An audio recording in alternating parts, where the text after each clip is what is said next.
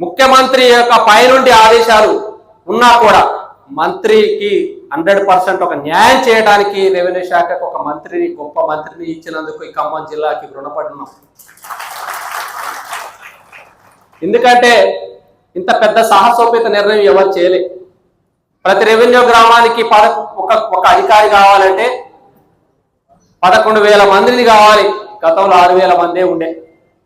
అట్లాంటి నిర్ణయం తీసుకోవడంలో తాను ధైర్యంతో ముఖ్యమంత్రి వర్యులు కూడా ఒప్పించడం జరిగింది. అదే కాదు, ఇంకా కింది స్థాయి నుంచి తీసుకురావాలి మిమ్మల్ని అందరినీ కూడా. అంటే ఒకళ్ళ గురించి అందరి గురించి చెప్పాలి.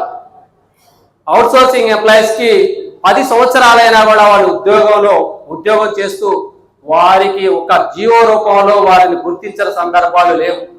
ఈ సందర్భాన్ని ముఖ్యమంత్రి మనతో పాటు రెవెన్యూ శాఖ మంత్రి దగ్గరికి వెళ్ళగానే దాన్ని సహృదయంతో స్పందించి 330 మందికి రెగ్యులరైజ్ చేస్తూ ఈ రోజు నేను ఇక్కడ ఉండగానే 9 నెలల జీతం అప్రూవల్ కావడం జరిగింది.